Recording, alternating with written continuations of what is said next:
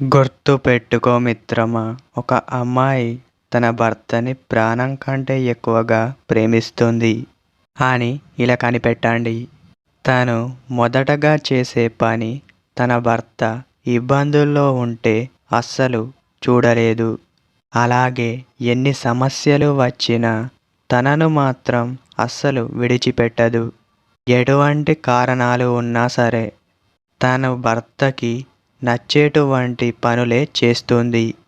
తను తిట్టినా పడుతుంది, ఏమీ అనదు, ఎలాంటి సమస్యలు తీసుకురాదు. తనకు నచ్చిన వంట చేస్తుంది. తనని ఎవరు ఏమీ అన్నా అస్సలు ఊరుకోదు. గుర్తుపెట్టుకో, నువ్వు సమస్యతో బాధపడుతుంటే నీ ఫ్రెండ్స్ అలాగే మీ బంధువులు పట్టించుకుంటారో లేదో తెలియదు, కానీ మీ భార్య మాత్రం మీ నుంచి ఆశించేది ఏమీ ఉండదు, కేవలం మీ సంతోషం తప్ప. మీరు మీ భార్యని సంతోషంగా చూసుకున్నా చూసుకోకపోయినా సరే మిమ్మల్ని మాత్రం కంటికి రెప్పలా చూసుకుంటుంది. అందుకే ఆడవారిని ఎప్పుడు ఏమీ అనవద్దు. తను ఆలోచించేదే మీ గురించి మాత్రమే.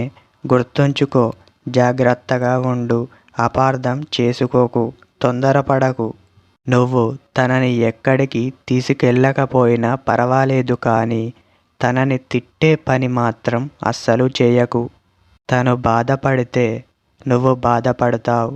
నువ్వు బాధపడతావో లేదో తెలియదు, కానీ తను మాత్రం చాలా బాధపడుతుంది. భార్య అంటే మనం తిట్టితే పడుతుంది, కొడితే పడుతుంది అని మాత్రం అనుకోవద్దు. తను ఎప్పుడు ఎలా రియాక్ట్ అవుతుందో తెలియదు. అందుకే ఎంతలో ఉండాలో అంతలో ఉంటే చాలా మంచిది. ఎవరో కూతలు కూసారని మన జీవితాన్ని నాశనం చేసుకోవద్దు. దారిన పోయే కుక్కలు అలానే మొరుగుతుంటాయి. వాటిని పట్టించుకుంటూ పోతే మన విలువ అనేది అక్కడే పోతుంది. అందుకనే మన జీవితం మనది, మనకు నచ్చినట్లు ఉండొచ్చు, అని మరి అలా ఉంటే గొడవలు వస్తుంటాయి.